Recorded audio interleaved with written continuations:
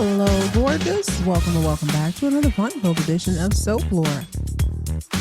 I'm your host, Jet, viewing and reviewing the soapiest, sexiest primetime storylines of 1985. So whether you're new to this or true to this, sit back and enjoy. Tell the kids it's time to play outside or out of sight. Hopefully no questions, suggestions, or concerns for the next 25 to 45 minutes. Everyone else in earshot, cool, quiet, or kicked out are your only options, baby, because we are watching our stories. Ladies and gentlemen, boys and girls, this is Soap.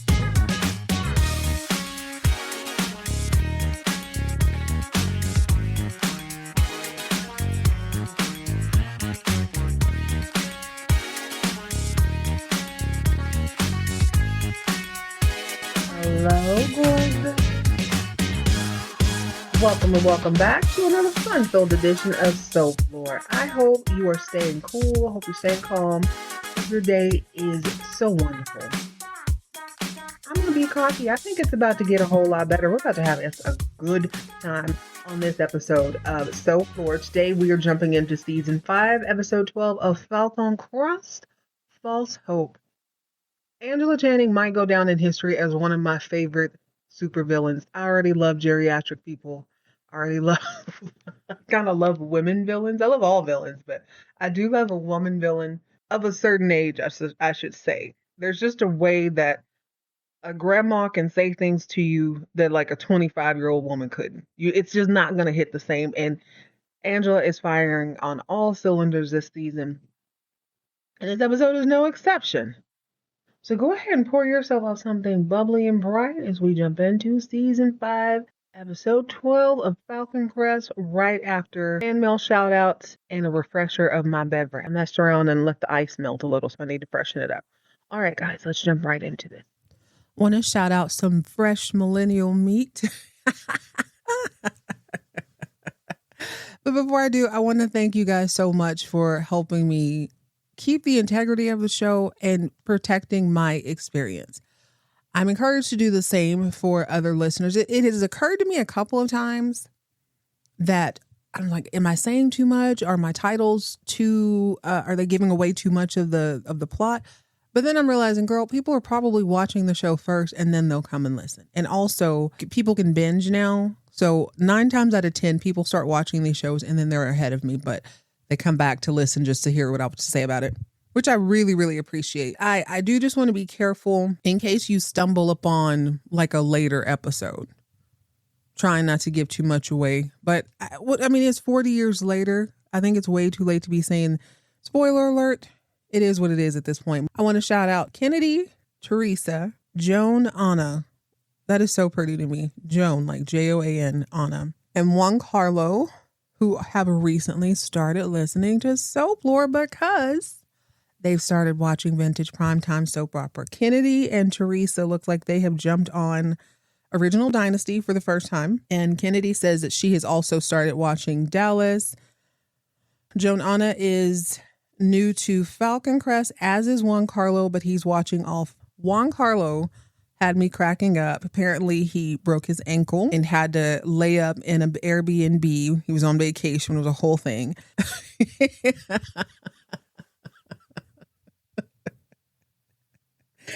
And he said that he had forgotten that he'd been borrowing, quote unquote.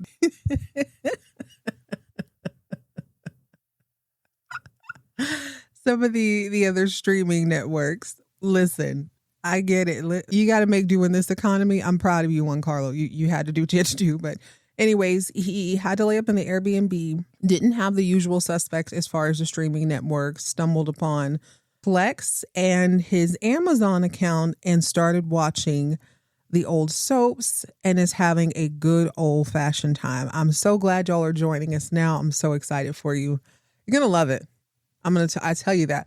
I started this off hating the 80s. I still say that, but I've got a few confessions coming up that maybe it's growing on me. I'm starting to appreciate them a little bit more. These are the newest soap fiends, all 80s babies, 90s kids. Welcome to the club, guys. We got to get these cheering on here though too. Got to get these babies in here to watch this because this stuff is good. Yeah, I don't feel bad about sharing passwords. I think everybody does it.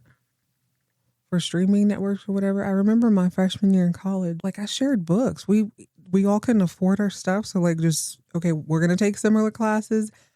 You sign up on Monday, Tuesday, or Monday, Wednesday. I'm going on Tuesday, Thursday. We would just meet up and switch out books and stuff. You got to do what you got to do. I also want to shout out Kip and Bob for giving me these good type of warnings. And I want to go ahead and share that with newer listeners too.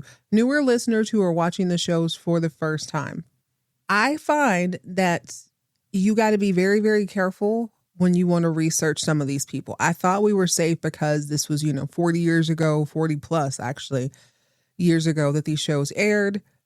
And by and large, I have the most success if I just go straight to IMDb. Last episode, shout out to Bob for warning me. I was told that it was a big deal that I don't want to mess up his name.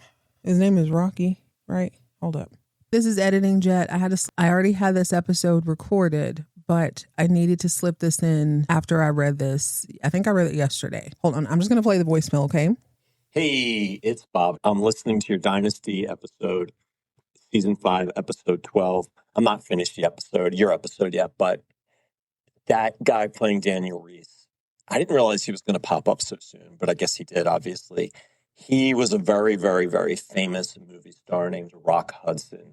And I don't want you to Google anything because we'll get spoilers, but at the time when he took that role on Dynasty, it was a very, very, very big deal that he was going to be on a TV show. All right. Thank you, Bob. I wanted to slip that in just in case anybody wanted to Google Rock Hudson. Sorry, I think I called him Rocky. I'm so glad that I've sort of been trained to not really dig too deeply.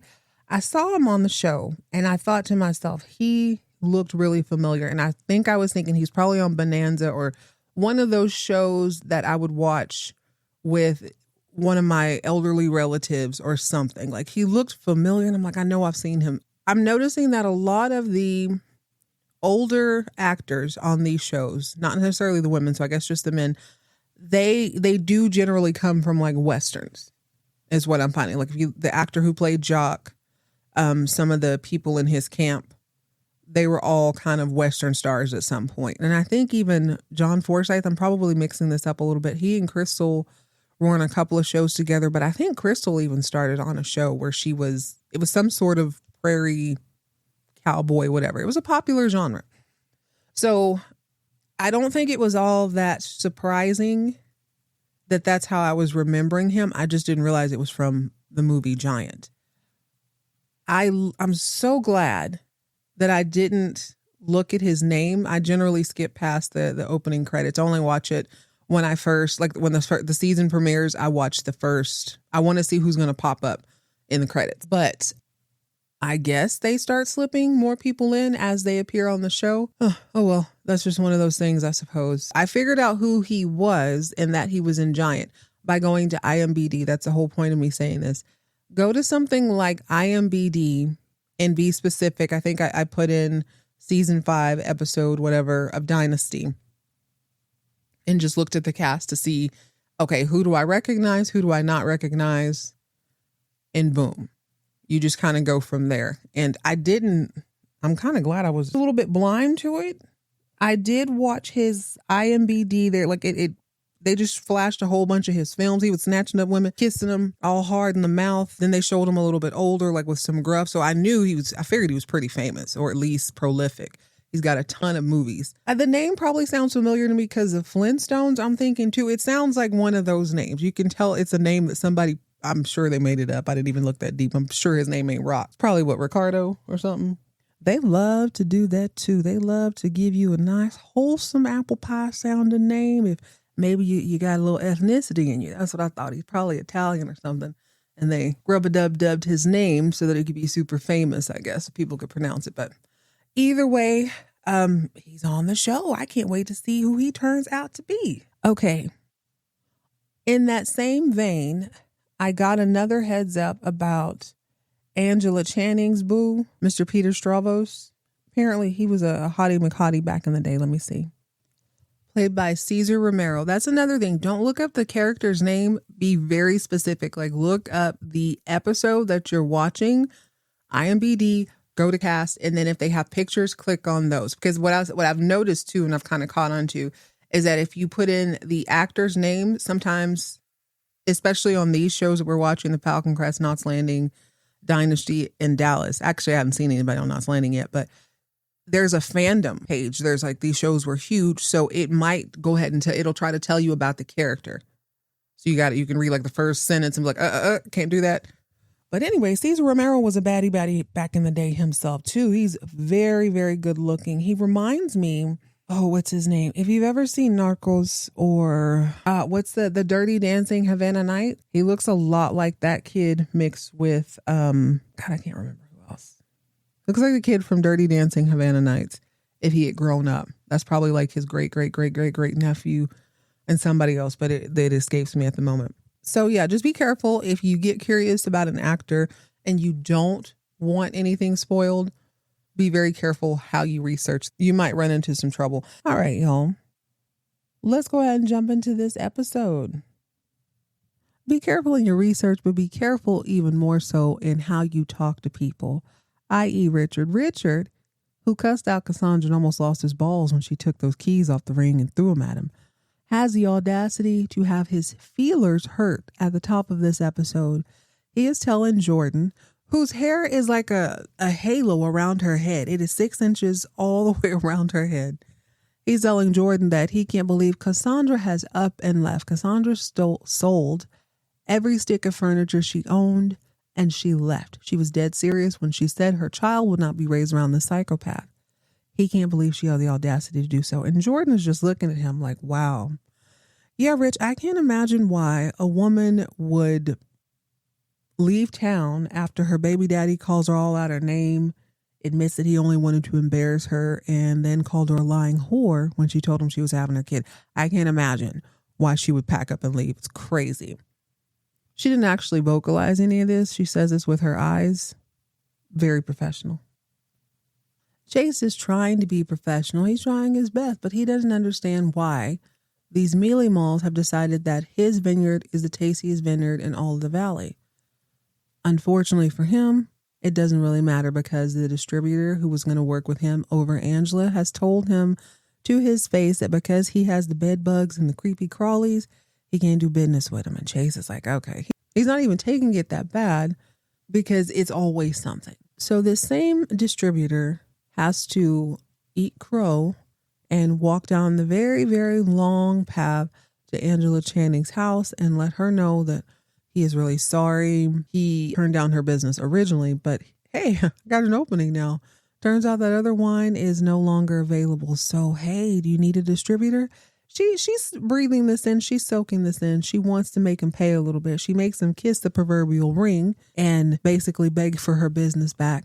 She ups the price a little bit. He's like, okay, I'll take my punishment like a man. And she's like, you absolutely will. Mind your business. So once he leaves, the manimal is looking up and down at Angela like, Angela, that's kind of convenient that Chase convinced the distributor to work with him.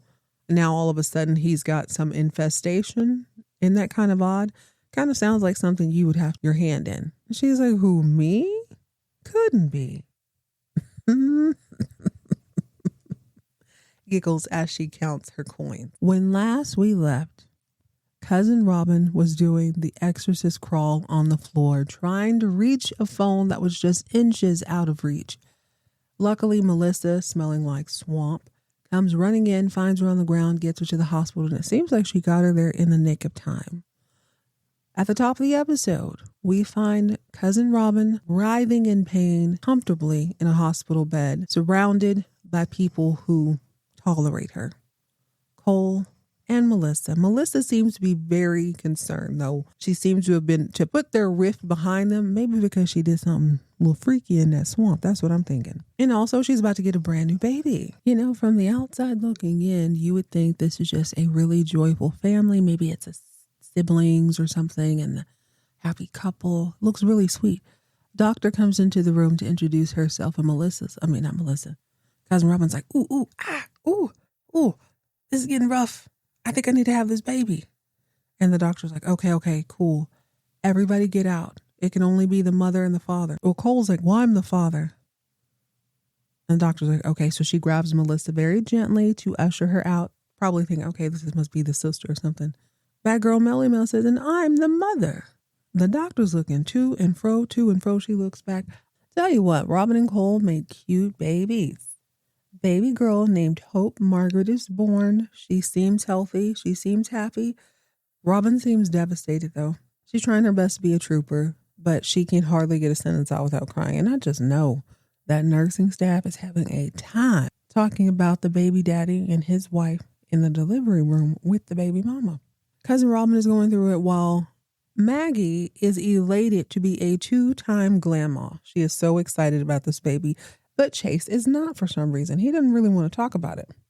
Somewhere across the bay, the manimal confronts Jordan on why she keeps ghosting him. She explains that if you F with my dad, you don't really get to F with me. And he's pissed about this. He has a political career to be thinking about, and he just doesn't think she's being very clear. She's not being clear. She's not really expressing why the relationship with her dad is an issue in any regards, an issue with her, an issue with him at all. He tries to storm out, but you can tell he's still got a little thing for her. But she's fighting back tears too. She's gotten upset. The manimal yells back at her, oh, by the way, Angela Channing wants you to stop that little serial story that you're running in the paper. So let me stop and let's rewind just a little bit. So after Angela got the contract back for the distributor, her family's either having lunch or breakfast. I guess they're having breakfast out on the front porch. Everything's going well. She's in a really good mood. As a matter of fact, she wants to mess with people now that she's back on top, or at least she feels that way. She notices that Apollonia is not at the breakfast table, and she goes, Lance, did I hear Appalachian's hoopty this morning putting down my driveway? Sounds like she left mighty early. She's starting stuff. But you know what? Lance, apple tree didn't fall from it.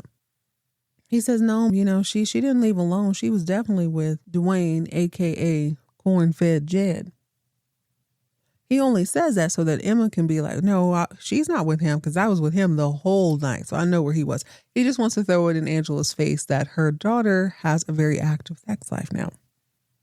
Angela's reading one portion of the paper. The manimal's reading another portion, and he's just giggling. He's having a really good time. She's like, what is so funny? He's like, man, Maggie's book is in the paper this morning. At least chapter 1 is. I'll have to go back and look up the name of Maggie's book. It's something, it doesn't really, a Southern something. Okay, it's called Southern Friendship. So Maggie in her scrambled eggs brain managed to read Angela for filth in this novel she doesn't remember writing. It goes a little something like this. If Andrea Chandler had a favorite pastime, changing her will was it. Nothing made her happier than to cut people out of her life, stick people in, add clauses mandating this and objecting to that, and in general making herself a nuisance with her poor, overworked lawyer. So Maggie's got a sense of humor. Maggie didn't remember writing this. I'm starting to believe the manimal wrote this. Angela is appalled. She's like, oh, she funny. Okay. Memory loss is hilarious. Tell you what, since she know I like to sue people, draw off the papers. Chase, meanwhile, is at the castle cackling. He is laughing. He thinks this is the best thing he's ever read over breakfast. Now, Maggie in this scene is wearing this really beautiful sort of peachy, pink, corally cinched waist robe. It's all silk and it's got little strips of lavender. It is stunning. I'm convinced the only reason she's in this scene is so we can see this robe. But the conversation gets a little bit uncomfortable because Chase is like, Maggie, this book is hilarious. Why didn't you let me read it before? Well, she knows there's a salacious love scene in it and she don't want him to get the wrong ideas. But she relents and she disappears for a quick moment so we can get the full head to toe look of the robe. And she brings out the manuscript so that he can read it. She finds this to be a good a time as any to ask him about maybe visiting with the baby. Chase is 100% against it. And I'm kind of with him after this scene. Maggie feels like he's being disrespectful to baby Hope. Like, this is your granddaughter, whether you like it or not. You can't just come say hi to her. He's like, no, because I don't know nothing about her mama. I don't know nothing about her. I bet you money, Maggie, I'm telling you, this woman could pack up that baby and we never see either one of them again. We don't know her like that. I'm not even going to get attached. I'm telling you, don't get attached either. He's got a very valid point because Robin is struggling this whole episode. If Before we get back to Cousin Robin, I want to talk about Apollonia a little bit because Robin has a stronger role this episode. I am watching Falcon Crest with my full attention and come across this scene where I'm like, hey, where have I seen this man before? I feel like I'm starting to say that all the time now. These shows and their cameos are getting nice and rich. At least Falcon Crest and Dynasty are. So I'm looking and I'm like, holy Grease reunion. That's one of the T-Birds. And I don't know which one. He's one of the cute ones. And I'm like, okay, here we go. In this episode, he is not a T-Bird with a wop baba loo bop hairstyle. He is a video director. So it's a set of Apollonia's video. It is all 80s, high class, whatever. She's got on a bib necklace, but it's made from jewels. She's wearing really big hair. They've got the smoke machine going. They've got the fog machine going. Dry ice tucked away everywhere. It's a good mood, I guess. T-Bird is a bit of a douchey video director. He's not feeling Apollonia's performance. He's not wrong. Apollonia could use a little bit of help with her 5, 6, 7, 8. She's a little bit stiff. She's messing up this very basic choreo. And he's had all he can take. He even says to her, he's like, damn, you can't sing and dance at the same time. I wanted to tap him on his shoulder and say, T-Bird, she is lip syncing. And he's like, yes, Jet, you're right. Thank you for that. You're welcome. You can't lip sync and halfway dance at the same time? Lance hops up. Yeah, you ain't gonna be talking to her like that. That's very disrespectful. Woo, woo, woo. T-Bird barely acknowledges Lance's presence. He turns around and he says, who is this? Apollonia and Lance speak at the same time, but they say different things. Apollonia says, my boyfriend. Lance says, I'm the manager. But they say it together. So the T-Bird looks left to right, right to left, to and fro, fro and to, and says, well, a little of one is too much of the other, something like that. Basically, neither one of those roles are really working for me right now.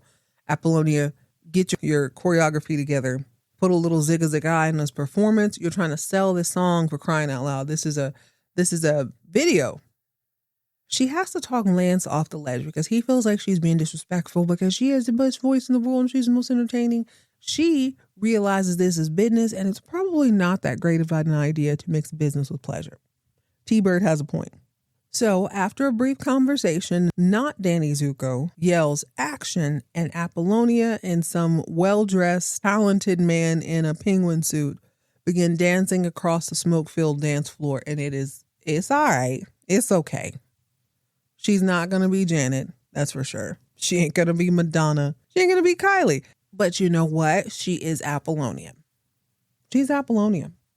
This scene does produce a conversation a little bit later out at some open air restaurant. Apollonia shows up to meet with Lance. We got to get this thing straight. You're my manager and you're my boyfriend. How can we make this work, darling? How can we work together? My career is taking off. You can't be jumping up every time you feel uncomfortable. And he's like, well, what am I supposed to do with myself? I'm supposed to be your manager. You're supposed to go on the road for 6 months. You want me to? She's like, well, I want you to come with you. I want you to come with me. He doesn't really feel like that's a great idea. They discuss it and they decide. They discuss it and they decide that they're going to just put this whole conversation on ice for a little bit and play it by ear. I think, ladies and gentlemen, that is the cue that Apollonia probably is not going to be on the show much longer.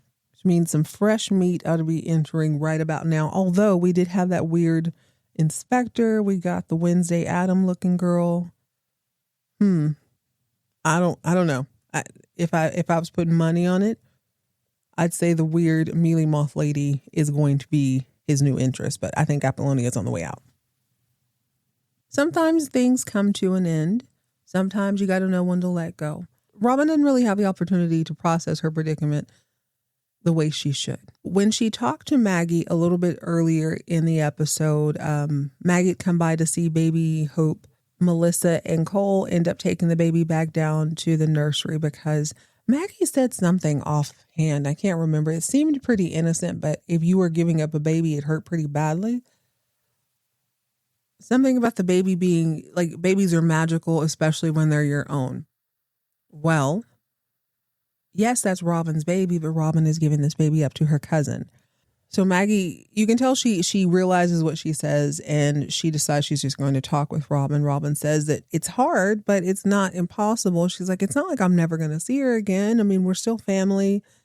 And I don't feel, I mean, I'm glad that it'll be Cole and Melissa taking care of her. Like, I'm not going to worry about her, but clearly she's going to miss her.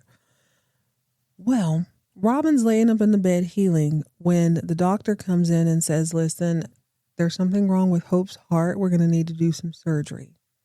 I need you to sign Encyclopedia Britannica thick set of papers so that we can perform the procedures on the baby. The baby's parents have to be the ones to sign off on it.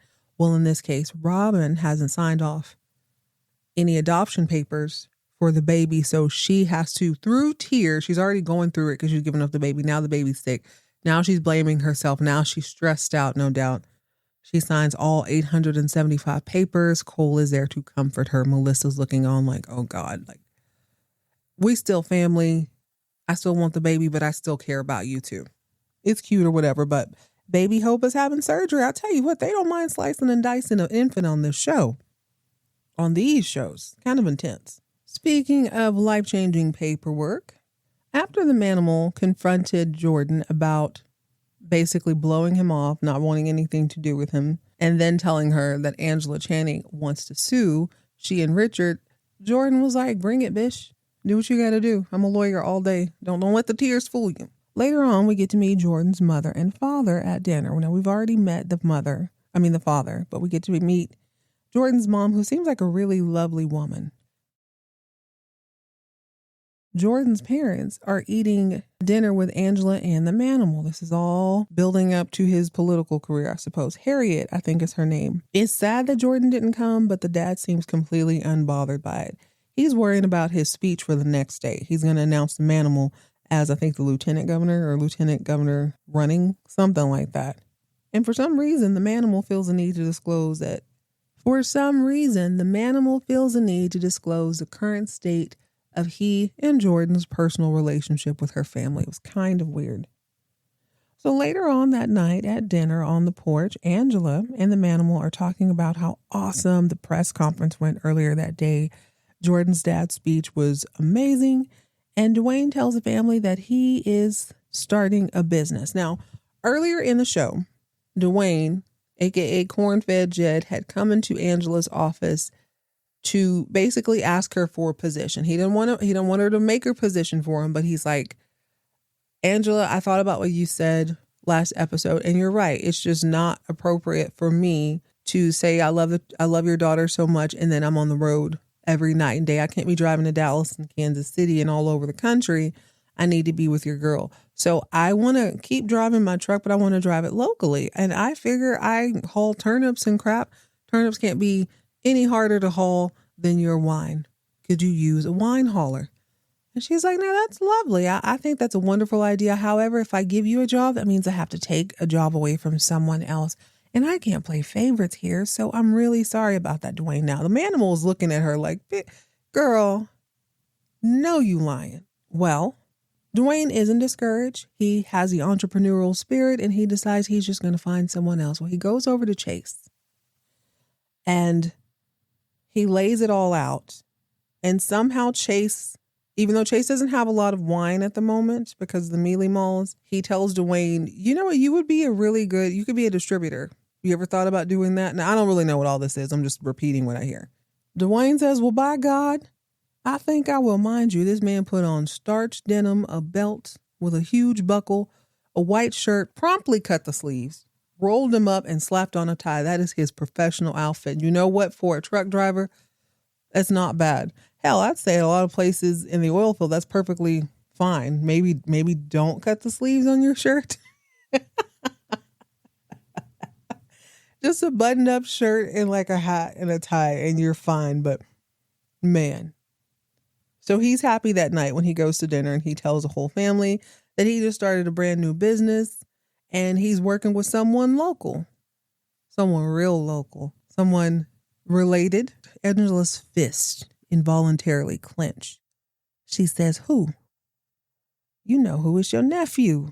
Eyes are rolled. She's not really having it. Angela drops a facade and asks why his gullible country ass is so dumb.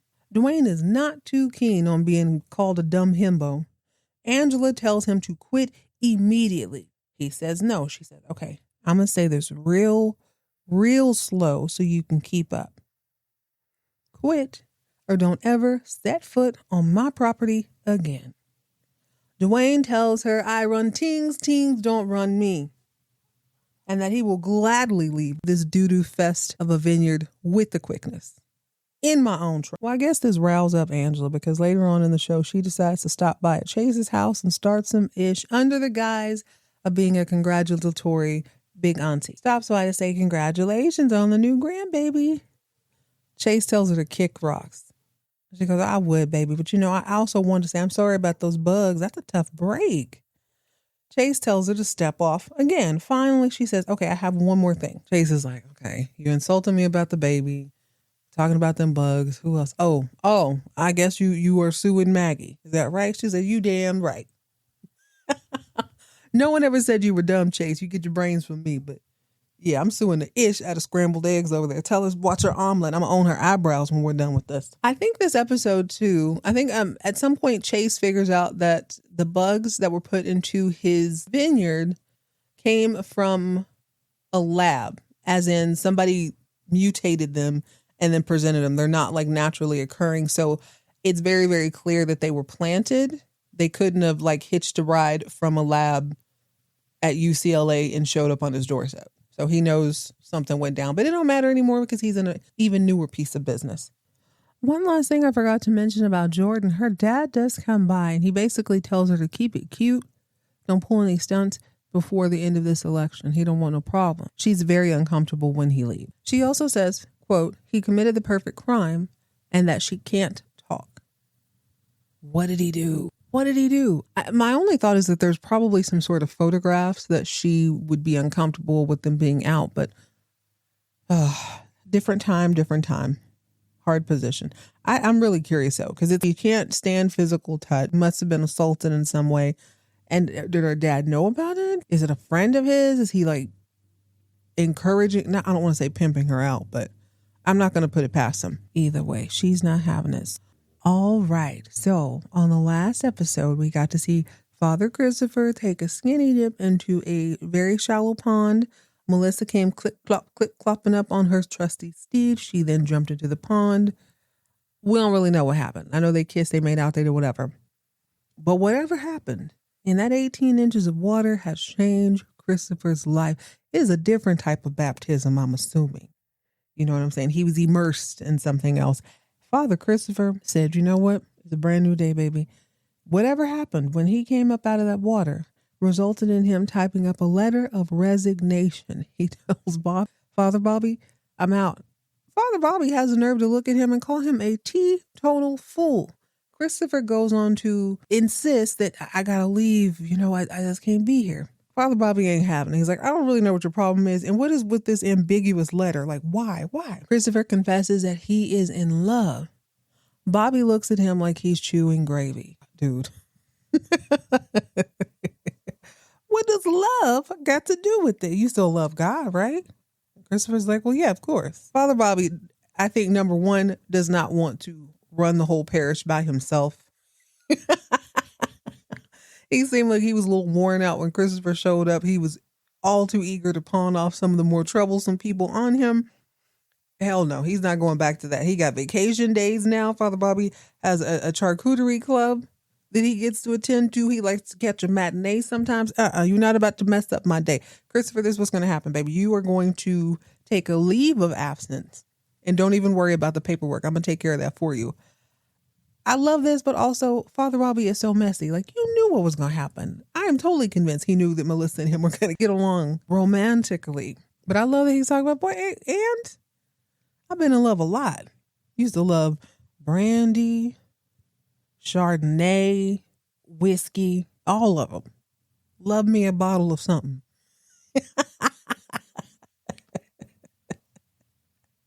Okay. I'm trying to think, is there anything else? Well, Melly Mel does not know. Pastor Panty Droppers says that he's in love with her.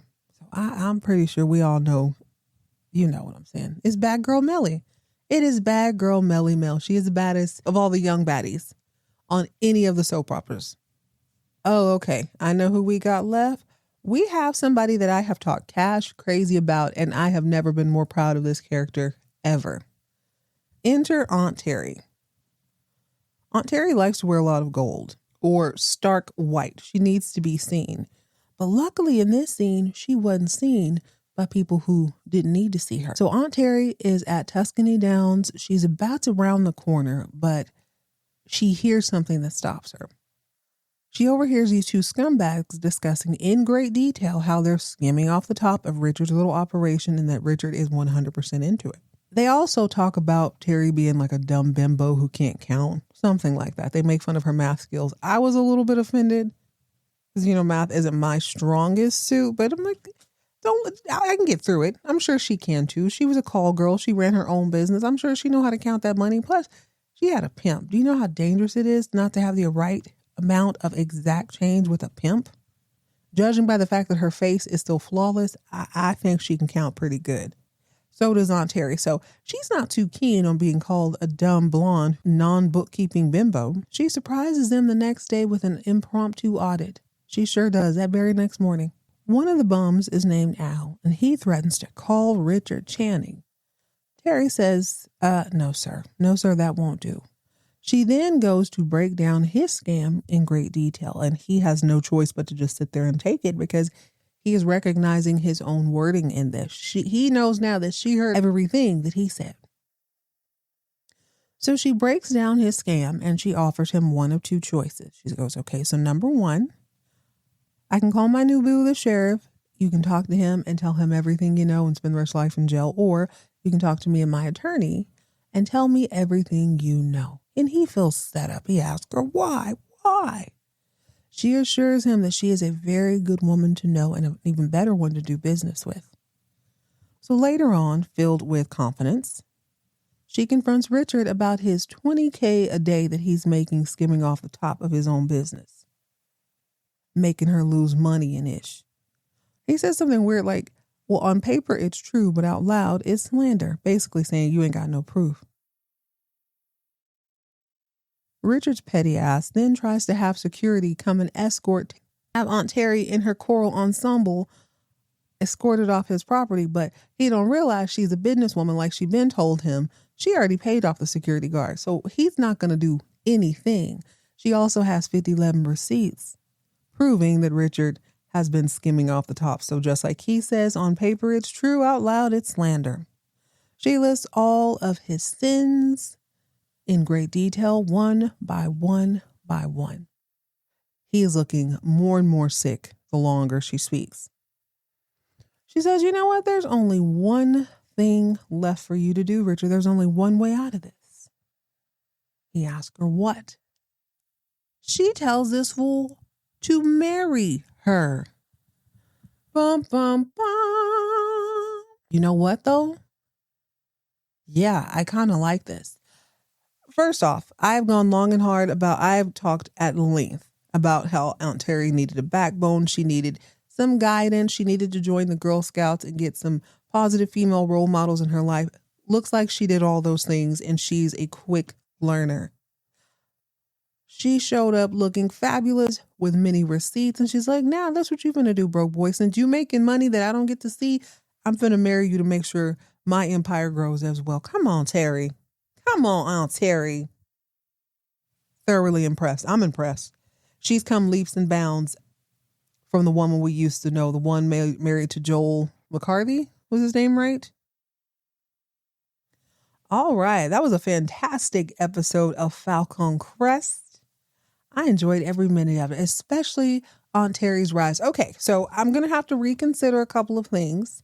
I'm going to give her 4 more episodes to make sure she doesn't blow this. But I think this move is gangster enough to put Aunt Terry back into the Bad Girls Club. What do you guys think?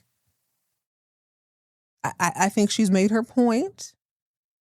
She hasn't. Well, here's the thing. She's not actually doing anything malicious. She's just sort of catching people doing the wrong thing and taking advantage of that. She's not seeking them out to exploit them. So, ooh, she's kind of in the middle, I suppose.